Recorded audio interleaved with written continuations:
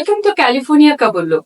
Today I'm so thrilled to have a special guest with us, Jack Nagendra, a Folsom City Council candidate in 2026, an emotional intelligence coach, an entrepreneur, and a seasoned organizational and community leader.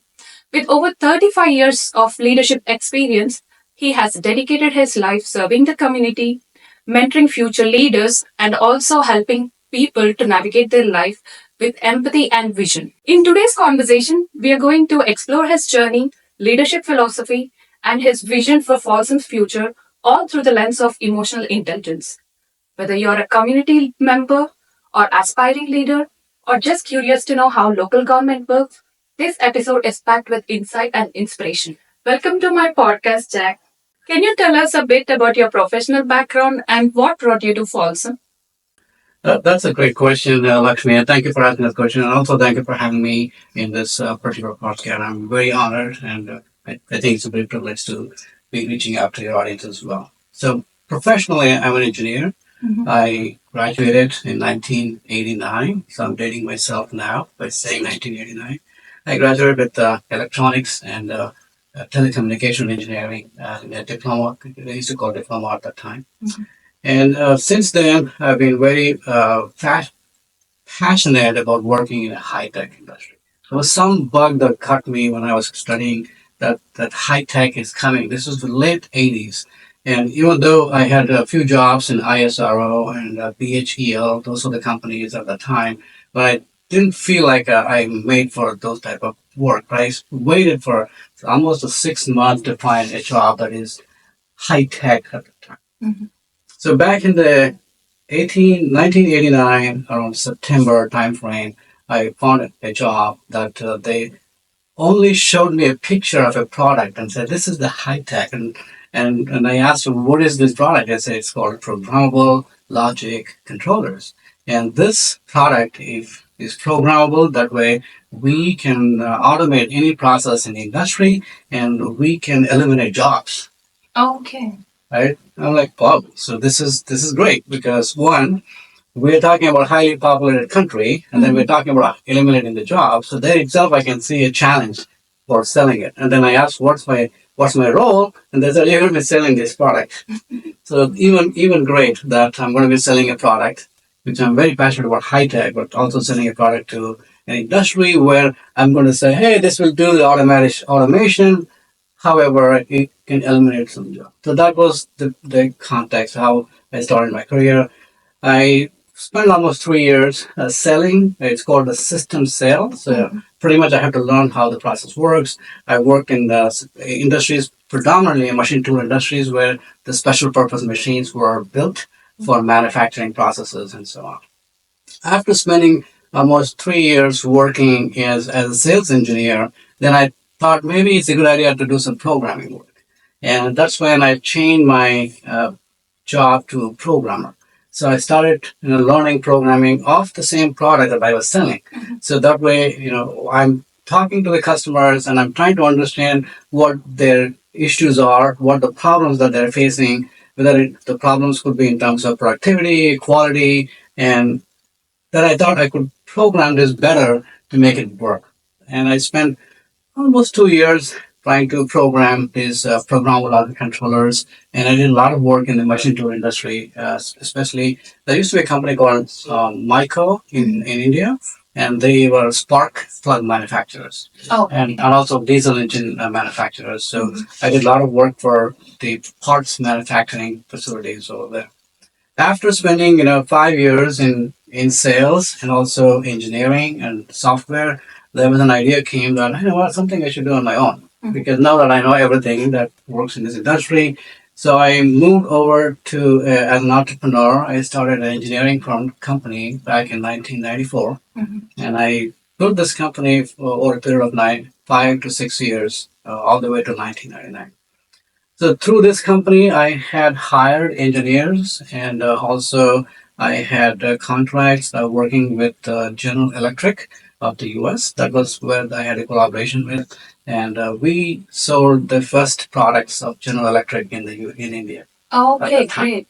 So they were Do you just want to let the audience know the name of your company? Yes. So the name of the company is called Syntech Automation Private Okay. Limited, and it was a private limited company started in 1994 and mainly focused on providing control and automation solutions to the industry. And specifically, we're focusing on process industries, where whether it's a manufacturing of the abrasives, and manufacturing of automobile, engine assembly, and also some places we work in the power plants. So cogeneration power plants, sugar plants, it's everything that makes all of these plants work is the product that we were selling. And then we're also customizing these products for the specific applications that they needed to function.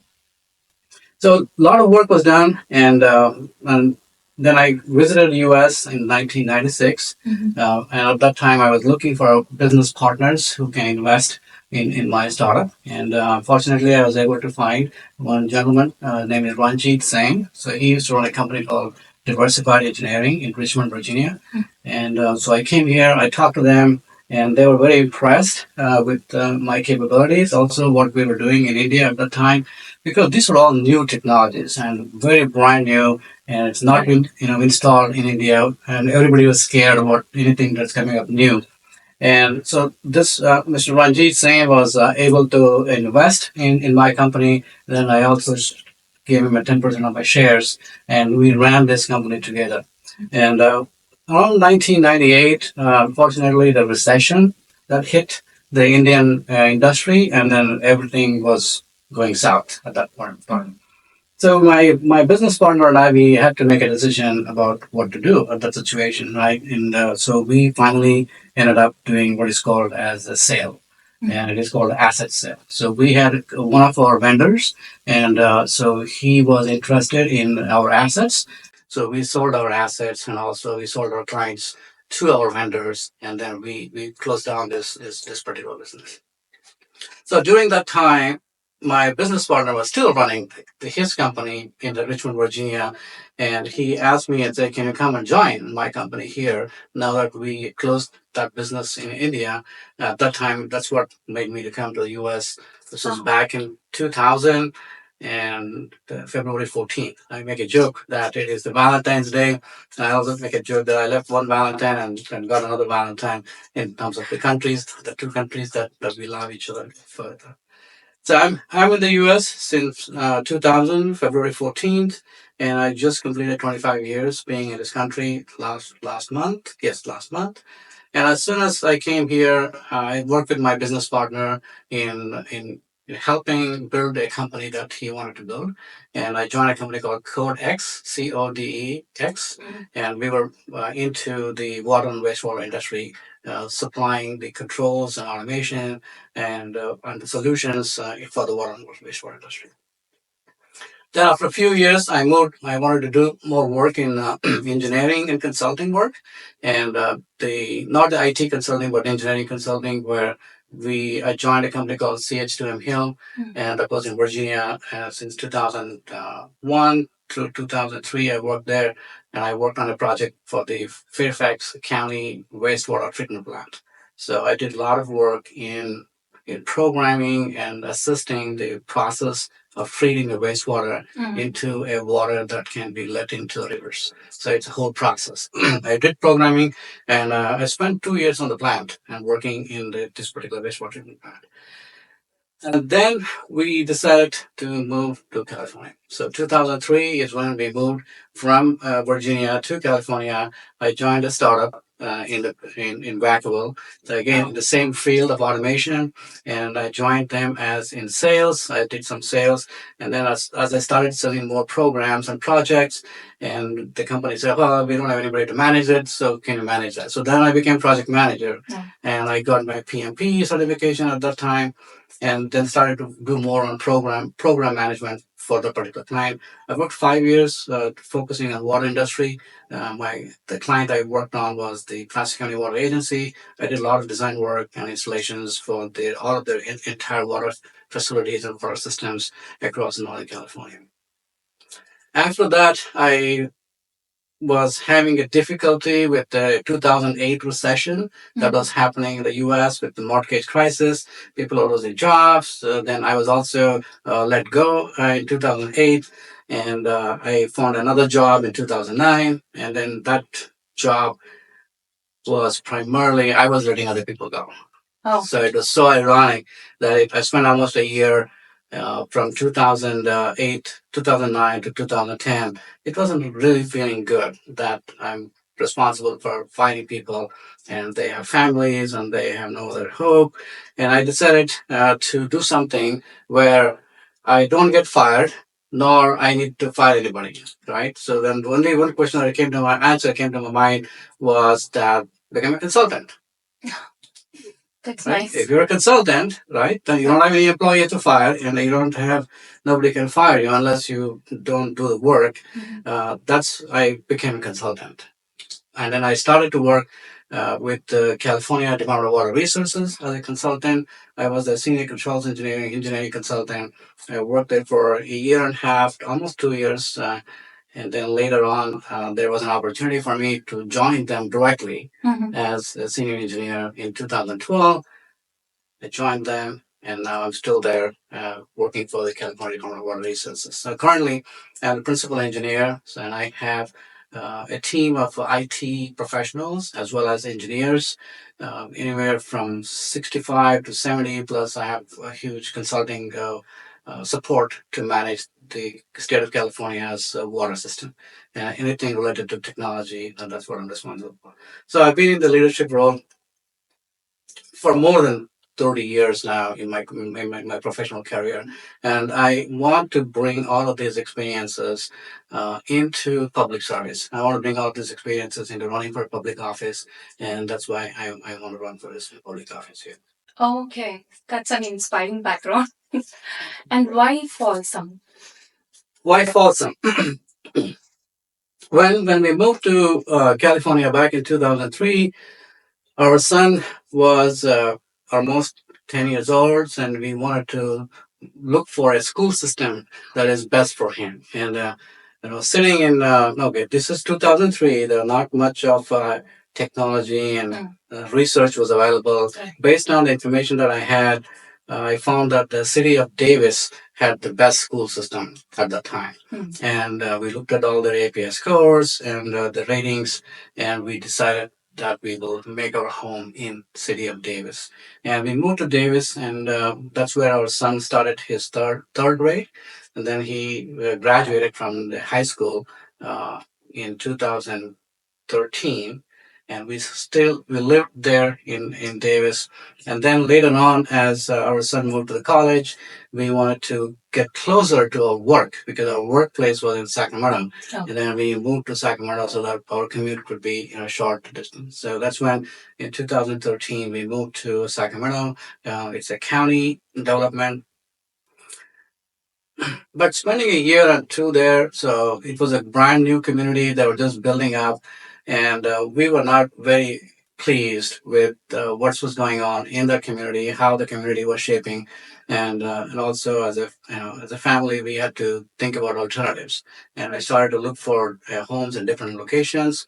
So by then, so my wife had already made a lot of friends in Folsom. And that is one of the reasons, hey, we already have a lot of friends in Folsom, why don't we just move to Folsom? And that is the reason when in 2017, we sold our home in Sacramento. We moved to Folsom in 2017. We rented an apartment, and then we started to design a house that we live right now. And it took us a year to design and get all the permits. Oh my and then it took us a year to construct.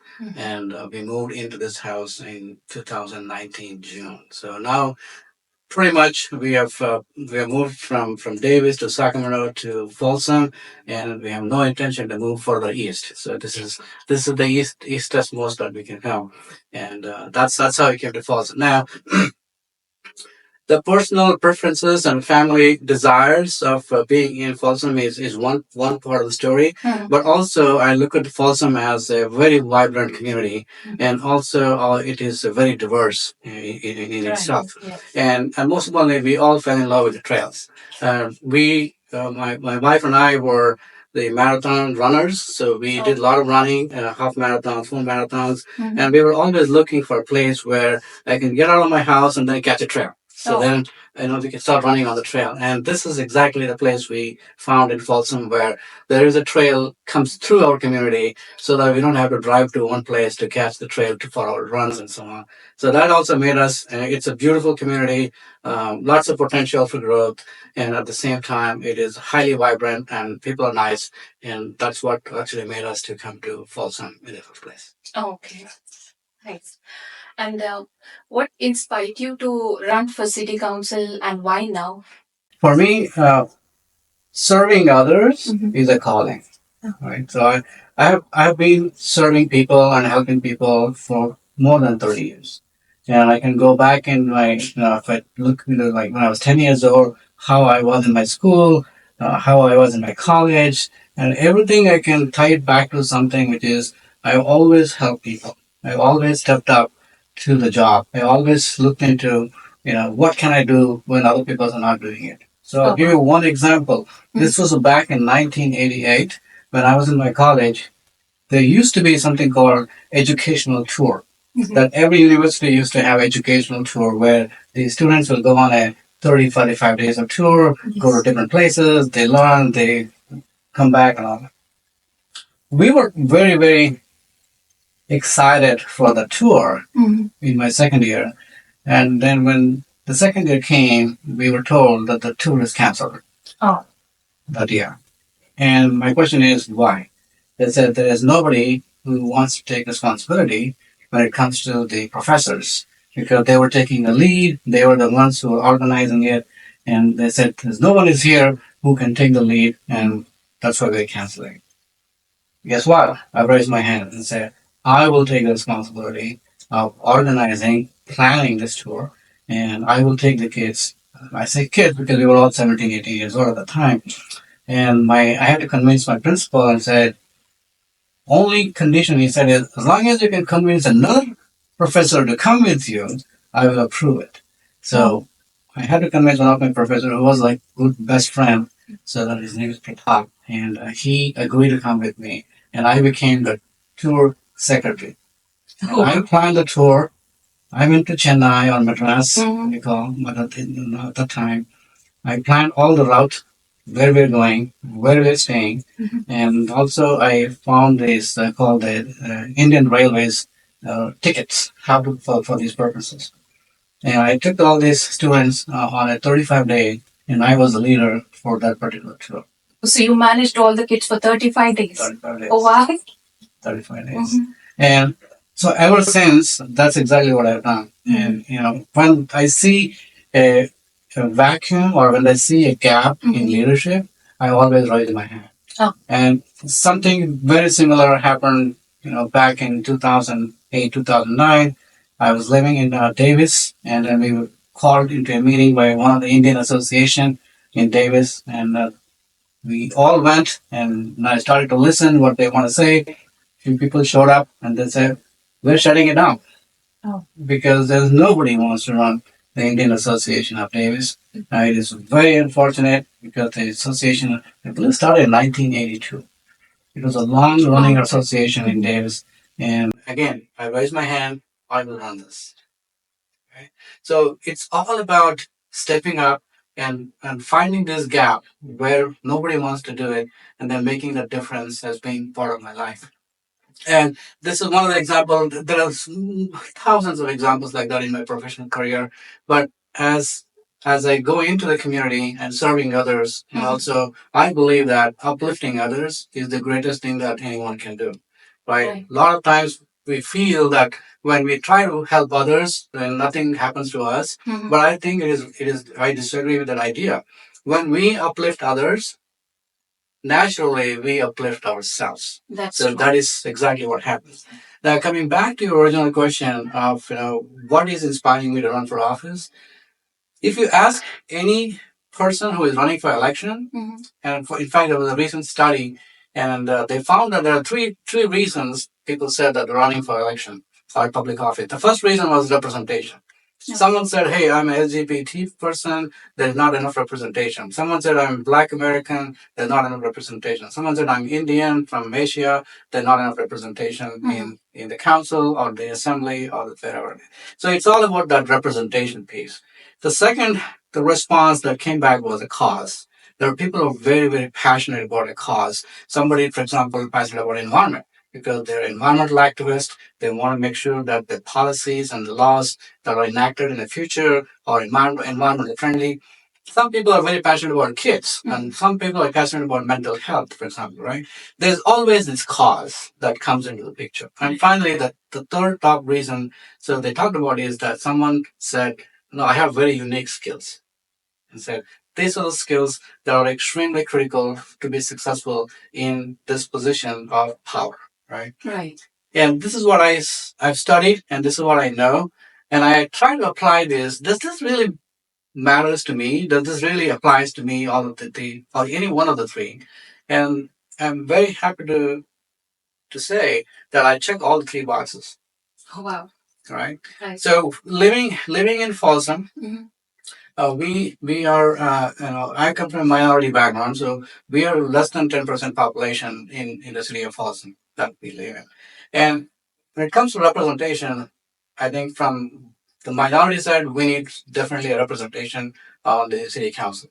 Now, I tend to look at it more from the diversity perspective, not from the minority perspective. So we need to have a diverse city council where they can bring different perspectives to decision making, whether it is a policy decisions or it is a future growth or the direction that the city needs to go. So if we don't have diversity, then it becomes like a group thing that everybody is thinking the same thing and nobody is looking out for it, right? Right. And how many times you or maybe I have experienced that when the guests come to your house and they point out something that you've never seen it before. Right. They'll say, hey, where's the spider running around there? We, oh, there's a spider up there? Oh, there is a spider up there. So, but when we live in that house, we neglect or our brain doesn't even catch these things. Right. We get used to it. We get used to it. Yeah. And then we become complacent. So this is where I think that external person coming in and looking at it makes a lot of difference. So that's why I'm talking about the representation. When it comes to the cause, uplifting individuals, uplifting the community is my passion. That is what I do. That's what I do through mentoring for individuals, coaching for individuals, and running nonprofits and community organizations to uplift the communities that is in need, right? So that's what I'm very passionate about. All my track record is proven that that's what I do. And finally, when I talk about the unique set of skills, 35 years, my career professionally, and then equally, I have almost 18 years of leadership experience in the community. Okay. Wow. You may ask, what is the difference, right? So in a career field, I could be vice president or a manager, but I get paid to do my job as a leader. And then people who work for me are also getting paid. So there are rules, there are laws, there are government code. So I can hold anybody accountable around that. But when I work as a leader in a community, there is nobody reporting to you. There is nobody getting paid. Yeah. But making that organization run effectively is a challenge itself. So the skill set one needs as a leader in nonprofit and community is different than in professional career that we go through. So having spent almost 18 years in the community, having spent almost 35 years in the industry, which is both private and public sector, I think I bring the needed leadership skills to the city council. How this is help is this going to help in the tagline that I have in my campaign is a leader with a vision and heart. And I believe that as leader, we must know where we are going. Otherwise, we will go anywhere, right? And if I don't tell you where I'm going, why would you want to come with me, right? Yeah. If I say I'm going here, then I may inspire you to join me on the ride. Otherwise, if I don't tell you where I'm going, you don't know where to go, right? So that's what I want to do. And then as part of the leadership as a leader with the heart, it comes down to emotional intelligence and using empathy and relationship and conflict management as we run the cities and so on. The other question you're asking is about why now? Why now? Right? Why now? Now, this is a great question. The why now is because up until 2020, The Folsom used to be an at-large election. And what it means that the city council members were elected by every voting registered voter in the city of Folsom.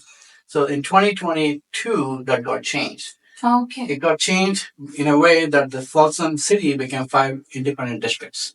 There are 5 districts within the city. Now you can imagine if you are running an election at large, then you're reaching out to 40,000 registered voters. And that means if you're just living in one part of the town and then you're campaigning and trying to convince the other part of the town residents, and they may not have much interest. So that's why the by district election came in 2022. That was the first time that election came, and then in 2024 was the second election that happened. The election that I am running for in District 3, that actually first election as a by district happened in 2022, and the second is going to happen in 2026. Okay. And unfortunately, I couldn't run in 2022, so now this is the time that is perfect for me to put in my name for 2026. Oh. And also as a country where we're heading with what we're seeing, and also as a community how we're growing in Folsom, I think this is the time that we need to bring more diversity. This is the time that we need to bring more different perspectives to city council and the policy making, as well as the decisions that we make. The decisions we make today has a tremendous impact for the next 20, 30 years. And I want to be that person in the city council advising the residents and advising my fellow council members on the right way to do things, and that has a tremendous impact for the future. Oh, wow. So, Jack, I think you have that inbuilt leadership quality that's going to help Folsom residents. So, adding to that, I have one more question. How has your personal and professional experience helped you shape the vision for the city? I'm glad you asked that question. And, we talked about a leader having a vision and a heart, and this is perfectly fits into the same. The vision that I have for Folsom is very simple. I want everyone, and I underline that word, I want everyone in the city of Folsom, I want them to feel safe, valued, and included. That's it. That's it. That's the vision. That covers pretty much everything, right? I guess. So that's my vision, because it's all about making people feel that they're safe. Okay. Okay. We can throw billions of dollars on bringing public safety, building walls, whatever you want to do, but if the people don't feel safe, that's the most important thing. Right. So I want the Folsom where everyone feels safe. And I also want to make sure that every resident feels that they're valued in the town that they live in. Right? And also I want them to feel that they're included in the process. Let me give a little background on how I came up with this. And again, this is all based on my personal experiences. And we moved from India to the US, and then always the safety has been on top of our mind. And everything is a different culture for us. And being in India and growing up in the 70s and 80s, we never heard of guns. We never heard of people getting killed by guns. So when we moved to this country, it has always been the safety is on the top of our head and top of our mind everywhere we walk around, and this will happen. And also, there are a few instances in in the last 25 years where the safety was threatened by friends who were attacked, friends who were abused, and so on. And important for me is that when I work in my professional setting and as a leader, I'm also working towards making sure that my employees have a safety. My employees also feel safe. Now, I'm very big on psychological safety and providing my employees an opportunity and a place where they feel safe, and not only in terms of physically, but also is safe to express their ideas, safe to express their opinions, safe to challenge some ideas from the management or the leadership. This is something that I do every day in a daily life.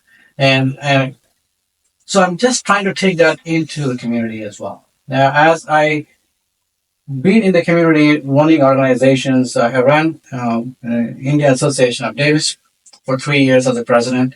I was the Canada Association president for a year. I also served on the board for a year on those two associations. And as a community, I understand how the dynamics are, how the needs of these communities are. And trying to learn what the government is all about. I was the commissioner for the city of Davis for the business and economic development. I spent a lot of time in understanding the business of economy and the business, what it does to the city and how it brings and how it is values, as well as how it can create a safe environment for a particular city. And also, I spent 8 years working on two different commissions on Sacramento County, and one on the planning side and one on the public safety side. Oh. So, having seen on the county side how it operates, I have a very clear understanding of how the city has to operate and how the city needs to function in terms of making sure that the residents feel really safe for that front. When it comes to making the residents feel valued, I think I'm very big into community engagement. Right? Any engaged community is a healthy community. Right. If the community is disengaged, then they will not contribute to the growth. They will not contribute to the solutions that the city is fighting and having those challenges on. So I want to make sure come up with ideas for engaging the residents more into this process. And when we do that, they will feel more included. Right. So you want everyone to be heard. Right. I want every voice to be heard. I want to make sure that everyone feels that their voices are heard as well. Right. And that feeling comes only when we do the extensive outreach into community engagement and also treating them as the heroes. Right. Right. So there is a notion that the politicians are the heroes and they get to go to every different places and events and in my opinion, I don't think the politicians are the heroes. It's the people. People. Right? It's the residents who are the heroes because they live in the community. And the politicians should not be the heroes, but they should only be a coach or a mentor. They should play that role where they help the community solve the problems. I can't think about going to a city council and saying that I'm going to solve the problems for everybody, which is not going to happen. Right? And if I ever say that, then I'm lying because I'm not going to be able to do that.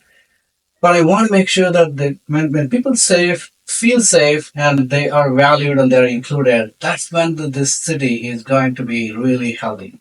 And then we can see the city is healthy enough to solve any problems that comes up, whether it's a problem with city's infrastructure, whether it's a problem with city's overgrowth, or a financial situation that the city is going through right now with the loss of sales tax revenues or the flattening of the sales tax revenues that we see. And that's where I want to bring my vision into the fusion, and also want to make sure that all the residents are on board with this particular vision. That's a wonderful vision you have, Jack. And adding to that, do you see any potential issues that Folsom City is facing right now? So right now, the biggest issue that the Folsom City is facing is on the financials. Okay. All right. The budget has been an issue, and what we have seen in the last budget, approved budget, is that the sales tax revenues are flattening, and the expenses are going up. But we don't really see a danger as of now, but potentially it could be a dangerous situation where the city may have to cut staff, city may have to cut services to make it happen, and it is not a good situation. And in fact, the citizens or the residents took on their own last year and then came up with the measure G, which is a 1 cent sales tax increase, which was went to the voters, and then voters made it fail. They voted it down. Oh, okay. So sorry to cut you off. What is Measure G actually? Yeah, Measure G is a ballot measure where a group of concerned citizens came together and formed this Measure G, and they wanted the residents to vote on an increased sales tax, which is a 1 cent increased sales tax. Oh. So it means if you buy anything in Folsom, you go to I'm sure they excluded the food and beverages from this, but if you're buying anything in Walmart or Costco, they would have added 1 cent sales tax increase. Okay. Right? That measure was there, and that measure was intended to bring close to $29 million of revenue for the city. And even though the city is showing some shortfalls in the revenues, this would have helped. And that was the argument from the Measure G, yes on Measure G campaign. But there was also a no on Measure G campaign that was strong enough to identify some of the issues with the yes on Measure G, and I believe it's almost 60% of the residents said no for the sales tax increase.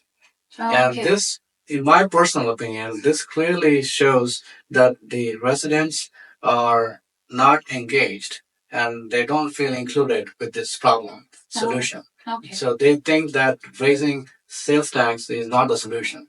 They may have a different idea, but we want to know what that is, right? Right. So that's what I'm going to be working on. Is I'm going to work with the residents. I'm going to work with the citizens, making sure that their voices are heard, and then come up with the innovative ways to engage them. And that's going to be my goal. And as we go into this campaign. Okay. That was a wonderful conversation we had, Jack. It's quite an inspiring journey that you had to Folsom City Council. Looking forward to have another episode on emotional intelligence with you. Thank you.